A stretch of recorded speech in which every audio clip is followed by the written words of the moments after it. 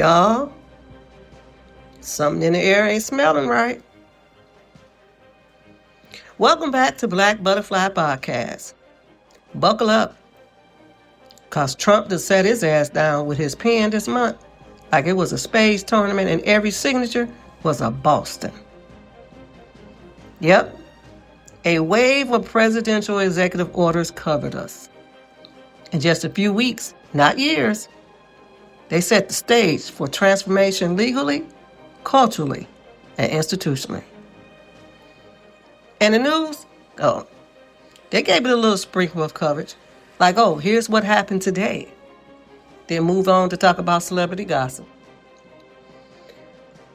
Meanwhile, what just happened could flip your everyday life inside out by the end of this year.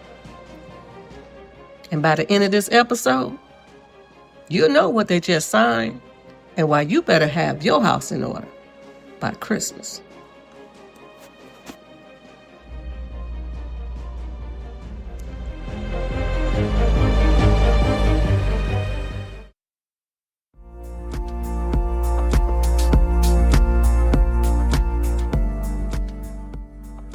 Disclaimer: this podcast is grown, black, and unapologetically unfiltered.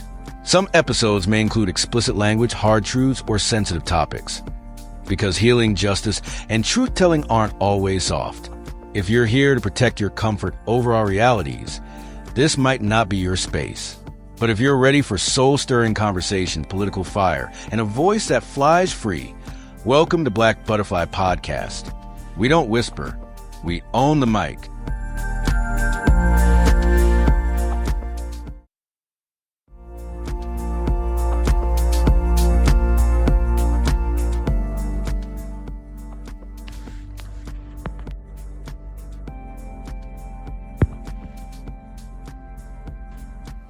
Grab your coffee, your chai tea, or that Hennessy, cause mama's got receipts. First up, Washington, D.C. Trump calls it restoring law and order. Says the crime's out of control, the streets are dangerous, the Capitol's a mess. Here's the thing though. Crime numbers have been dropping in D.C., but suddenly, the city's declared to be in a state of crime emergency. What does that mean? The feds, not the elected Democratic mayor since 2015, our sis Muriel Bowser, not your 10 out of 13, 77% dominated black city council, but the federal government is now in charge of policing the District of Columbia, our nation's capital. Why should you care? Because D.C. ain't just D.C. D.C. is a representation of all our major cities. If they can do this in the capital and folks clap like seals thinking this would make us safe, they can do it anywhere. Atlanta, Baltimore, Chicago, Detroit, East LA, Fairfax, Houston. We can cover the whole damn alphabet. All it takes is the president declaring our cities a crime emergency. When he signed this executive order, don't think this was a quick fix to a certain problem. No, this was manifested. This was a long game move. He's been laying the groundwork, priming the public, repeating it until folks started picturing it as inevitable. And now, boom, he's got it. The blueprint he's been preaching since 2023 is officially on paper. Bottom line, it's the classic move. Problem solution trick. Create a panic, slide in your fix, and just like that, the new normal. And for us, that means when we say we want community-led safety, they can say, we got you, with tanks and National Guard.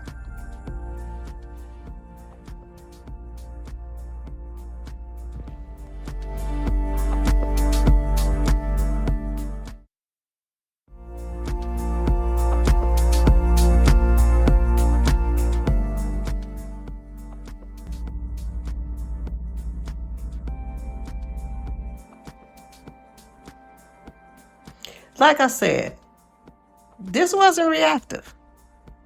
Remember when he lost the election in 2021 and his supporters stormed the Capitol?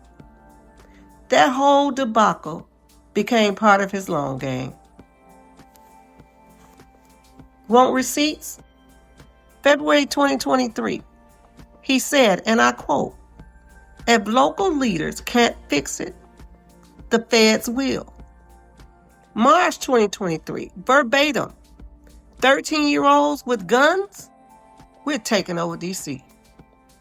June 23, quote, "We'll federalize it, make it safe again." October 23, he stated that D.C. was a crime-ridden death trap. It's in my campaign plan. January 2024, we're going to federalize D.C. and have the toughest law enforcement in America. Mid-2024, beautify it, renovate it, turn it into the most beautiful capital in the world. January of this year, Trump says stop the mugging, shootings, and killings. You see the pattern? This ain't policy. It's a vision board. He been manifesting this takeover since 2021. This is what manifesting with malice looks like.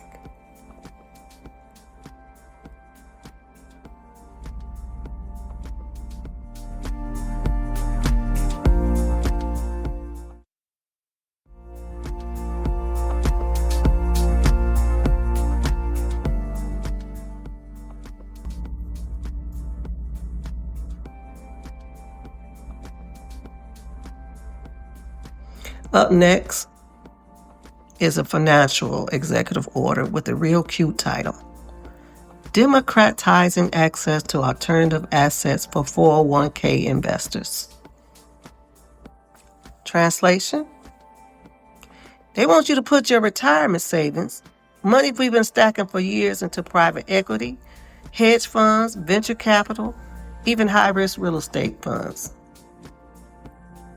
And I know somebody just thought, ooh, that's an opportunity to make some real money. But listen to mama. These are billionaires' playgrounds where birds of a feather flock together. Just like the casinos, the house always wins. And the house, the White House in this case, wrote the rule book. Because let's be real. What are the odds of everyday working folks and retirees in the making hitting on a big lick in the hedge funds and venture capital space? 0 to none. First of all, investing in VC and hedge funds is limited to those who qualify as accredited investors. Who are they? Those with a net worth exceeding $1 million, excluding the value of their primary residence. Their income exceeds $200,000 if they're single and $300,000 if they're married, and they're pulling in this income consistently for 2 years or more. Even if you manage to meet the accredited investor threshold, the minimum investment amounts are brutal. Venture capital, minimum investments typically range from $250,000 to $25 million or more. Hedge funds, the minimum investments range from $100,000 to several $1 million. Sure, there are some alternative platforms that they speak of that would allow you to invest smaller amounts, starting around $20,000, or buy into real estate portfolios at around $10,000. That's what they're talking about. That's what they're trying to achieve. They want you to take the few dollars you have saved and gamble it away. This way, they're not robbing you. You're donating it. Think about it. If they win big, they take their cut. If they lose big, they still take their cut. If you lose big or the market tanks, and will, Congratulations. You'll be 82 working a part-time job at the gas station, smiling through your hip pain because your nest eggs roll snake eyes.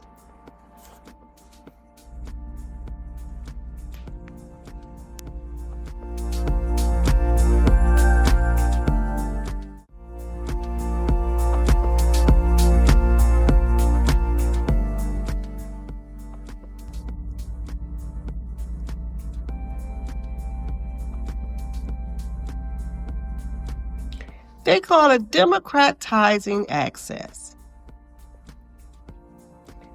I want to dive deeper into this thing because there are some listeners that aren't as interested in politics as others, but they should be because their livelihoods depend on it.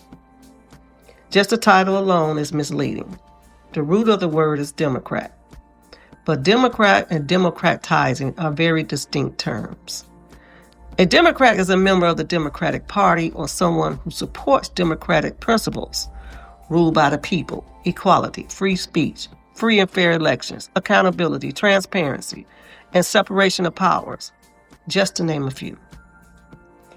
Democratizing, on the other hand, refers to the process of becoming more democratic, particularly in the context of a government transitioning from an authoritarian regime to a democracy, which is polar opposite of what these series of executive orders are intended to accomplish. They're playing mind games and insulting our intelligence. With this order, they're bluntly attempting to take away our hard-earned money, our authority over our savings, by telling us what to do with it. Invest in the 1%ers like donating to charity. Hand the billionaires of this world the keys to your 401k like they're your cousin borrowing your car. And you know they ain't filling up the tank when they bring it back. If they bring it back. And just like D.C. is a gateway to all major minority cities, this democratizing order is a gateway to our Social Security.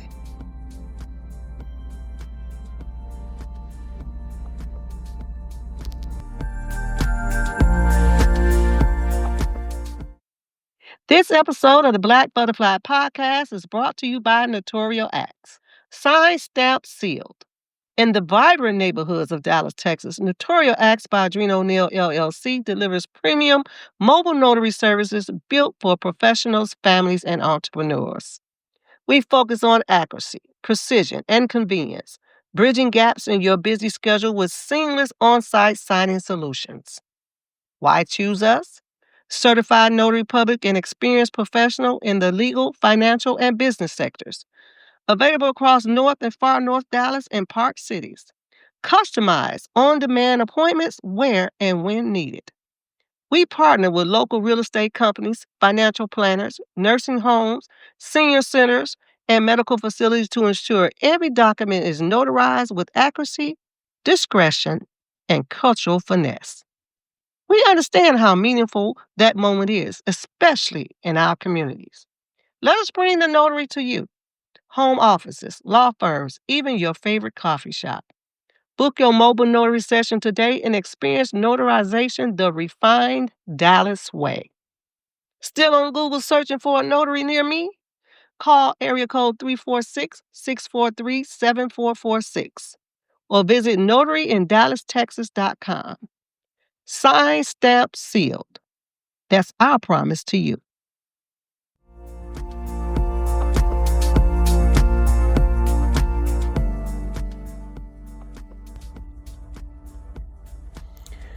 This one right here, wow. The Fair Banking Act updates. On the surface, it's about ensuring equal access to banking. Sounds good, right? But dig deeper.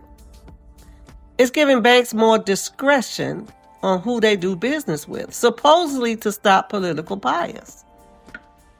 Translation? If they think your business or activism is too spicy, they can cut off your financial services, and you got to prove you're worthy to get back in. Remember when PayPal froze accounts of folks they didn't like? This is that, but on steroids with federal blessing. Okay, let's say you run a Black-owned marijuana dispensary, legal in your state, but not federally. Bank says, nah, it's too risky. Or you're an activist raising funds for police reform. Bank says, no, we out. And suddenly, your ability to make payroll or pay rent is gone. They're calling it fair banking.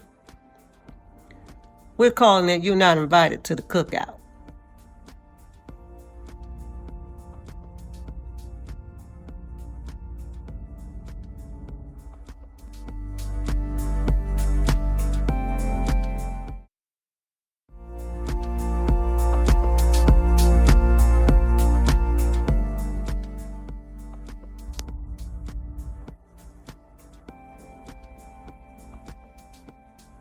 All right, up next, higher education transparency. This executive order makes colleges disclose more data on job outcomes, earnings, and student loan repayment rates. Which, again, sounds like a win, right? We've been saying for years, we need to know if these degrees are worth the price tag. But here's the catch. They can weaponize this data to cut funding to schools that don't meet their rate of investment standards. And who's most at risk? HBCUs, small liberal arts colleges, and community colleges serving working class students. The feds can say, well, your grads aren't making $90,000 a year, so no more federal aid for you. Meanwhile, those schools are the exact ones lifting communities up. Transparency is fine, but when the person holding the flashlight is also holding the scissors for your funding, you better watch your back.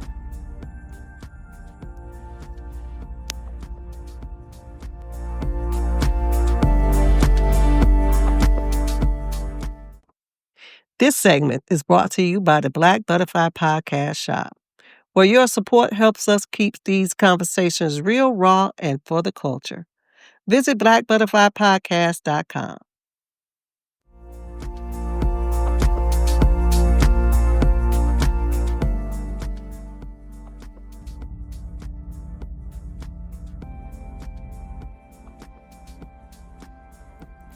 This last one on our list is a little sneaky.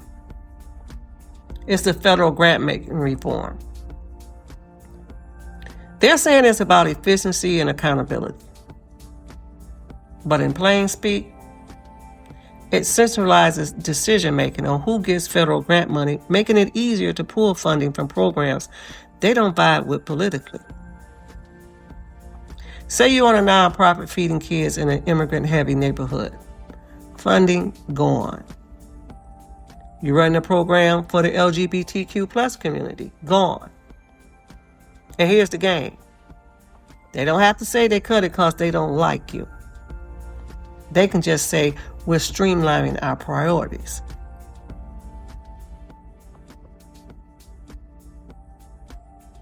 So what do we do with all this?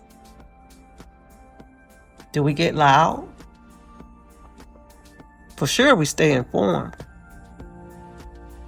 We make moves before the ball drops on New Year's Eve. These orders are written in legal English, but their impact is written in our rent, our mortgage, our paychecks, our safety, our retirements, our kids' education.